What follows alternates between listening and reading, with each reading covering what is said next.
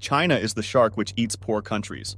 Yes, China is accused by the US that through BRI China is luring poor countries into more debt. But why? Which benefit is China going to take by doing this? What's China's motive especially behind investing in the African continent? And how China's BRI initiative in Africa has changed African demographics at the level of 360 degrees. We will reveal all the answers in this video, so be with us until the end. Since its birth in 2013, China's BRI has embarked on a multi-trillion-dollar infrastructure that would strengthen the connectivity of China globally. Initially, BRI was developed with the idea of creating a multitude of project investments that would eventually involve over 151 partnering countries, creating a global supply chain that would potentially span 60,000 kilometers across sea and land, with the potential to generate $2.8 trillion in trade. It was also estimated that the developing countries of Asia would require infrastructure investments up to $26 trillion to sustain its growth, and China would provide the financial backing for these mega projects.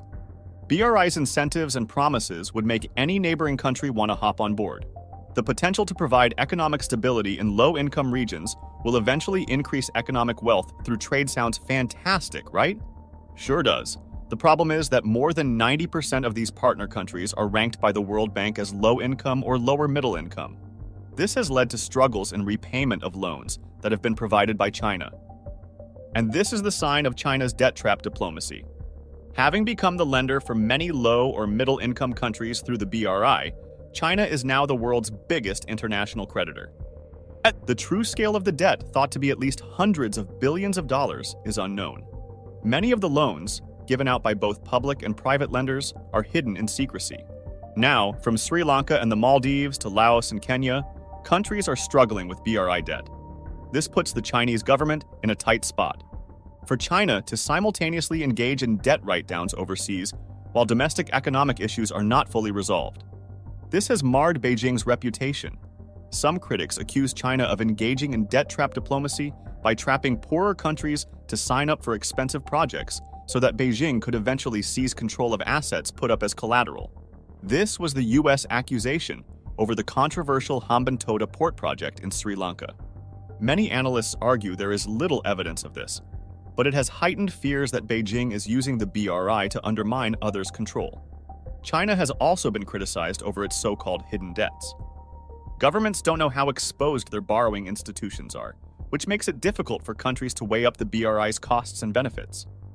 Over the years, BRI projects have also been accused of creating wasteful white elephants projects, increasing local corruption, worsening environmental problems, exploiting workers, and failing to live up to promises of bringing jobs and prosperity to local communities. A growing backlash has encouraged some countries like Malaysia and Tanzania to cancel BRI deals.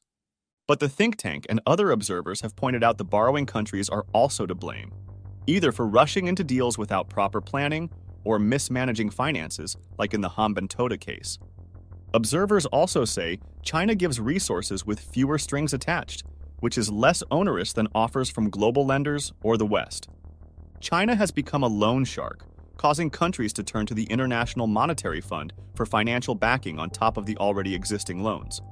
This has pushed counties such as Zambia so far into debt $3 billion that its government is turning a blind eye by allowing China's growing influence to take control over the country's copper mine, natural resources, electric company, and its biggest airport. Sri Lanka is a victim of China's debt trap, where 70% of its Hambantota port was sold to a Chinese company due to incurred losses. Sri Lanka is now so far underwater that it could potentially lose its sovereignty. Some 150 countries, many of them in Africa, have signed on to China's 10-year-old Belt and Road Initiative. And while this project has helped bring roads, rails, and infrastructure to many poor countries, it has also left some of those countries saddled with debt. Before we proceed further, discussing how these African countries were lured into debt by China's strategic moves, I'd like to hear from you. Are you finding this video informative?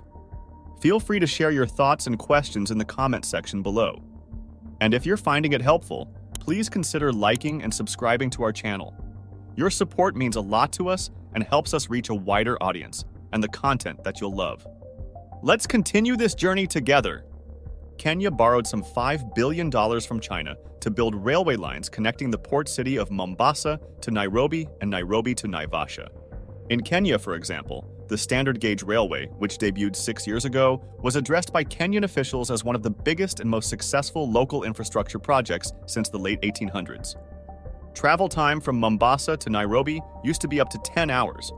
Now, it takes 5 to 6. A rider, Dixon Okongo, complained the seats are not comfortable in economy class, but said the train is a safe mode of transport and the scenery is wonderful. The lines are part of Chinese leader Xi Jinping's signature foreign policy. The Global Infrastructure, Trade and Telecommunications Project includes the goal of connecting Kenya to Uganda, Rwanda, and South Sudan. But Kimasop said that I wish those responsible for SGR would have looked at the repayment. It's a massive investment project to have repayment being done in 20 to 30 years. That was quite ambitious. The other thing is also our model of development, on compensation. It makes development very expensive, and it also opens up room for corruption. African nations were viewed as natural participants in BRI for a number of reasons. Africa's population is growing significantly. That's why there's the need on the continent for more infrastructure, and China has the experience and the expertise in its view to provide the roads, railways, and ports that African countries are looking for. From the Chinese perspective, Africa is desirable because it wants to secure input for its manufacturing sector, and when it looks around the world, a lot of these copper, cobalt, or other minerals are found in Africa. Countries such as Ethiopia and Zambia have also green-lighted massive Chinese-built infrastructure, but Zambia is struggling with the resulting debt burden. It was the first country to default on its debt during the pandemic. The West has been critical of China for lending to poor countries and says it must quickly provide relief to those that ended up with unsustainable and unpayable debts. A photography exhibition highlighting the achievements of China-Africa cooperation under the Belt and Road Initiative was inaugurated in Nairobi, which is organized by the China Economic Information Service, Xinhua News Agency. African Regional Bureau, Belt and Road Portal, and China Communications Construction Company Limited. The exhibition will take place at the Nairobi terminus of the Chinese-funded Mombasa-Nairobi Standard Gauge Railway for a month, featuring more than 30 photographs showcasing outcomes of China-Africa cooperation. Which is themed, even mountains and oceans cannot distance people with common aspirations. The exhibition aims to showcase the benefits of China-Africa cooperation across various sectors.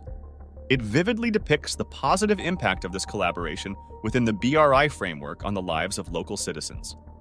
Philip Manga, managing director of Kenya Railways Corporation, said the photo exhibition will showcase China's contribution to Kenya's economic modernization.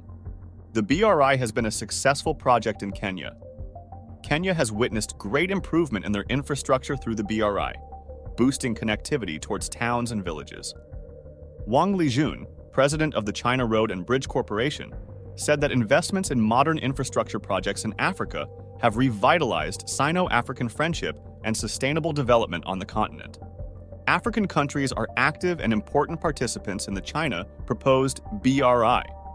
Among the 53 African countries that have established diplomatic relations with China, 52 plus the African Union Commission have signed BRI cooperation documents with China, and cooperation projects on roads, electricity, communications, and ports have spread across Africa, enhancing their capacity for autonomous, sustainable development. The 10th anniversary of the BRI was celebrated in 2023. China-Africa economic and trade cooperation has yielded fruitful results in trade, direct investment, and infrastructure. The total trade between China and African countries has surpassed $2 trillion in the past decade, and China has remained the largest trading partner for the continent since 2009. Trade between China and Africa stood at $282 billion in 2022. As part of China's plan to increase its trade with African countries to $300 billion by 2025, the Chinese government has enacted a policy that covers almost 8,800 kinds of products, including clothes and footwear, agricultural goods, and chemical products. China also waived tariffs on 98% of taxable imports from 9 countries in Africa on December 2022. Over the past decade, China's total direct investment in African countries has exceeded $30 billion, making China the 4th largest source of investment in Africa. In 2022, China's new direct investment in African countries was $3.4 billion, and there were more than 3,000 Chinese companies investing in the continent. The BRI's most important achievement in Africa during the past 10 years is that a vast number of projects have been delivered on the continent. Over the last decade, China has helped African countries build over 6,000 kilometers of railway, 6,000 kilometers of road, around 20 ports, over 80 large power facilities, and more than 130 hospitals and 170 schools. The scope of China-Africa economic and trade cooperation has broadened from traditional areas like trade and engineering construction to fields such as digital and green industries, aviation and aerospace, and finance. Proposed by China in 2013, the BRI refers to the Silk Road Economic Belt and the 21st century Maritime Silk Road, which aims at building a trade and infrastructure network connecting Asia with Europe and Africa along the trade routes of the ancient Silk Road. So what do you think, that would China be pressured by US to forgive the loans for these countries? Or China would be luring these countries more and more to get their locations on the lease for much of the time? Let us know your opinions in the comments section, and don't forget to share the video, and like and click on the subscribe button as well for remaining updated of the current trends in this fast-paced modern world. Until next video, stay tuned.